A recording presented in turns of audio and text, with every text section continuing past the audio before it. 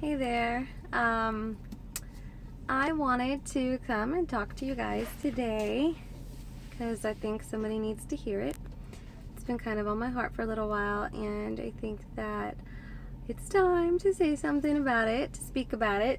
It's a vulnerable video for me, so there's some of my friends know that I've kind of been delaying this for a while, but I know that God's put it on my heart for a reason and that it's definitely going to help somebody, and I definitely would love to see some good come out of a struggle, for me at least. Basically, yesterday or this weekend made 1 year since I stopped breastfeeding. My boy Xavier, he was almost 3, just a few months shy of his 3rd birthday when I stopped breastfeeding him, and some people think that's weird, and other people think it's, it's impressive, which I think it's impressive, and it was hard work, but I wouldn't trade that bond that you get that nobody else can have with your child when you're nursing them. And he was my last baby, and we were kind of inseparable, so that was our thing. So when I was ready to stop, I did, and I was proud of my accomplishment. However, I didn't realize what was about to hit me, and that was postpartum depression. I didn't even know that I could get postpartum depression so far after giving birth. I mean, he was almost 3, so it came as a surprise. It took me a while to figure out that was what was going on because, like I said, it was just so far after. I hadn't experienced that with my other kids. But your hormones are trying to get back into the swing of things, and of course the trash would come while I'm making this video. And so your body is trying to get back in the swing of things, and it's just it wasn't cooperating, basically. So this was a really stressful time, full of anxiety and depression, and I'm somebody who's already struggled most of my life with anxiety. So at first it presented itself kind of as anxiety, and that's what I thought it was, but it spiraled quickly into more than that. I pretty much hid it from everybody because I didn't want to relive the torment that was already happening in my head. I cried a lot, I slept a lot, I did whatever I could to avoid being around people, and that took a toll on my business, on my team as well, because I just didn't want to be around anyone, because I couldn't hide my feelings. I couldn't hide my sadness. I mean, I could. It was much easier to do, obviously, on social media than it was to do in person. And I had insomnia from medications I was taking, and so I wouldn't sleep at night, and then I was tired all day in the daytime, and I had a lot of weight gain from the medications as well. I had to try several different kinds before I could finally get one that worked for me. I started to feel even more depressed because I'd put on like 15 pounds in a matter of like 6 weeks. There were certain things life that just happened that came up, and I wasn't able to handle those with a level head because I wasn't thinking rationally. Excuse me. And so it was a struggle. It really was a struggle. I really don't know how I made it through without telling anybody, because when you have depression and anxiety, you need your friends to support you. You need them to pull you through, but I mean, it's torture. You are in this dark valley, and it is really hard to get out of it, and it is really hard to depend on anyone to help you with it, because people don't understand unless they have lived through it. Nothing makes sense. You can't have a rational thought. You know that things are that they're not the right things you should be thinking, or that they're not realistic things, things that could actually happen. But the anxiety and the depression really takes over and convinces you that, yes, this is something that you should be worried about, and it makes it catastrophic, and it's horrible. And these are things nobody wants to talk about, how their brain's not working. I mean, I'll be honest here, this is not a fun conversation to have or relive, but I could tell you right now that for a good 8 months straight, I went to bed every night thinking that my house was going to catch on fire and that we were going to die. And it sucks because I know that that wasn't going to happen or wasn't likely to happen, but the doom that was constantly going on internally was very hard to deal with and very hard to talk to other people about. There was always a new reason why the house was going to catch on fire, and I've never experienced any trauma of a fire, so I don't really know why that came about, but it did, and my mind got a hold of it and took it and ran with it. So those are just some of the things that would go through my head. I mean, I couldn't drop my kids off anywhere without thinking that that was probably going to be the last time I'd ever see them again, and I had to take a deep breath and just keep moving. And it really sucks to have to go through something like that, because people who haven't experienced this don't understand how you could actually think that way. And trust me that when I found a medication that was working and really helped me start thinking straight, it was hard to understand how I thought that too and how I truly believed it. So I don't know, guys. This sucks. But I know that I need to say it because somebody needs to hear it. Just somebody else who's going through this is struggling right now, and they don't need to.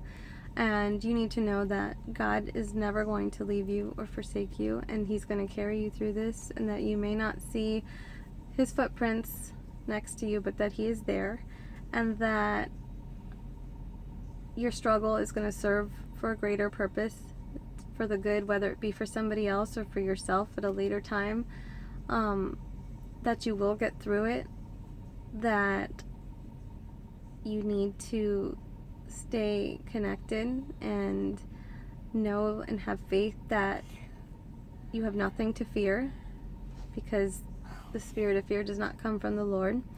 And you need to know that you are a survivor, because every day you survive with this, okay? And you're not a failure, and you're not broken, and you're not alone. You're not. So as good as the job that I thought I was doing at hiding this, and I did a really, really, really good job at it, nobody knew, and that was okay. That was what I intended. I'm not mad at anybody for not knowing. But one of my friends, my team is amazing, and you'll hear me always talk about how much I love my team, because they are my light, and they're there for me when I need them. And it was definitely a divine appointment when I was forced on a team conference call, and I really did not want to be on it because I didn't want to be seen. But I got on, and one of my friends, Danielle, she's the one who kind of called the meeting, and she kind of had an idea of what was going on, but I don't think she understood to what extent. But her and my friend Juanita were on there, and I could still remember to this day when Juanita saw me. She hadn't seen me in a while because I had avoided basically confrontation, like I said, and she was just like, you could tell that she was like, whoa, what happened, and something that I feel like I'll never forget for the rest of my life is seeing that she saw me in this condition, and she showed up at my house the next day. She didn't call me, she didn't tell me, she just showed up. And I still looked the same hot mess that I did the night before. And she just showed up, and she brought donuts, and she brought things for the kids, and she came and she had my kids go get her a bucket with soap, and she sat me down on the couch and she washed my feet. And that is like, if there's anything that symbolizes Jesus' love for his children, and his grace and his mercy, and just what an amazing God we serve, you know, is that he called her to do that, you know. And she came over and she washed my feet, and she prayed over me, and she said, you know, that this is a new day, and that this is gone, and that she's washed it away. And you know, my kids were looking around and they're like, what the heck is going on right now, you know. But they got it, and they went along with it, and they knew, it's like they knew that something was not right with Mom, you know. But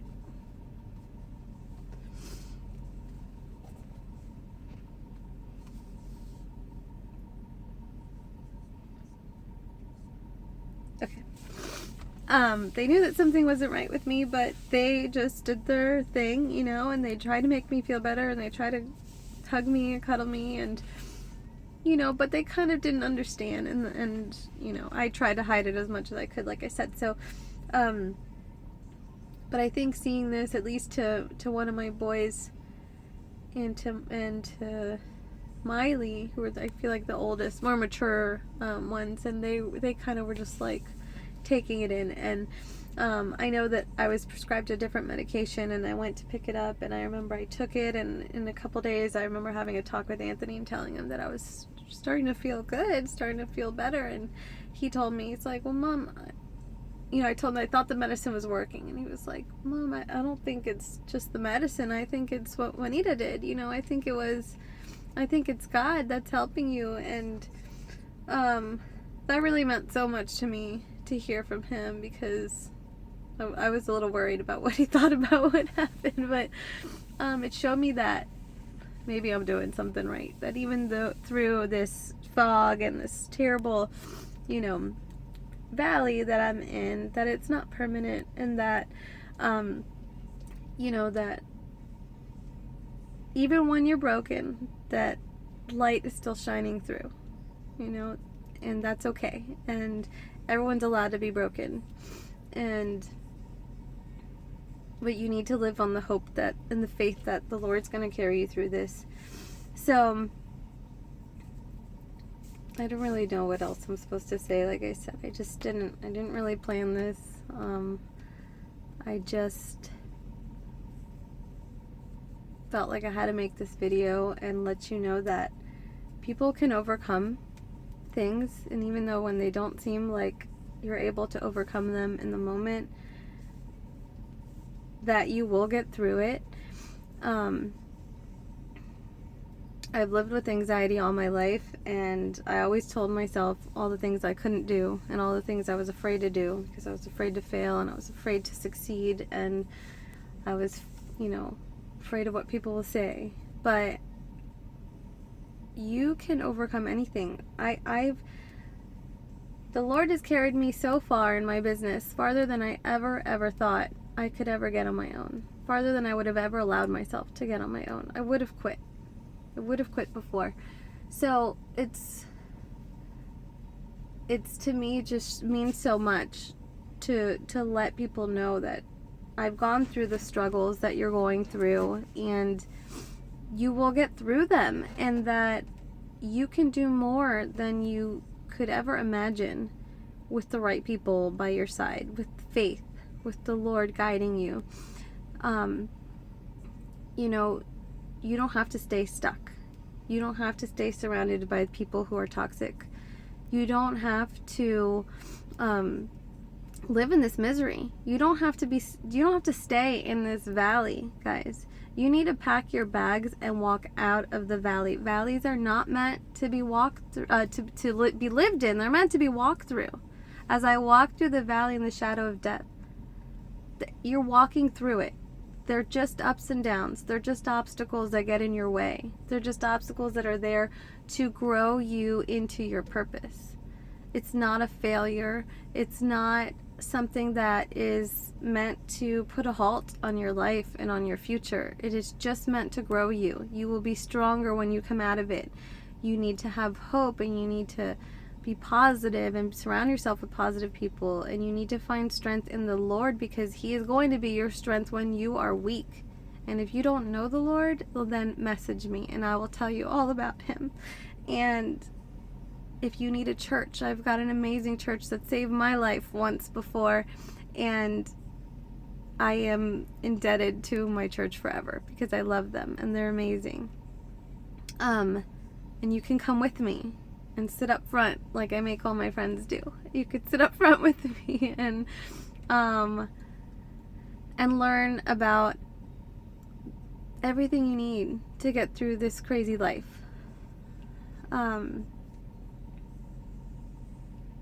Just know that you can overcome this, and that there's so much more in store for you when you know that you can do all things through Christ, and when you know that even in that verse, in that scripture, that means you can get through these valleys, and that He's going to put you through them. Just because you're a believer doesn't mean that hard things aren't going to happen, but it just means that it's going to bless you later on in your life, because you're going to be stronger, and your faith and your walk with God is going to be closer because you went through these hard times. If everything were good, what would compel you to grow your relationship with the Lord, or to look within yourself and see what you need to work on to move forward? You don't learn, no pain, no gain. You don't grow through that. And so just know that if you need someone to talk to, that I am here, that I've been through it, that I've lived through it, and that I am the poster child for anxiety. But I was the poster child for anxiety, but not anymore, because I released that. That is not mine. It is not a label I'm going to carry. I have so much to do in this life that I refuse to let something like that hold me back, because I know that I can make a difference in somebody's world, and I intend to do it because I know that that is what I've been called to do. So reach out to me if you need to talk. Send this to someone you know that may need to hear it. I don't know who this is for. It could be one person, and if it's for one person and I had to put all my junk out there on Facebook, well, it was worth it, because I would have liked to hear a video like this when I was in one of my darkest times. So be there for people you know who are suffering through this type of stuff.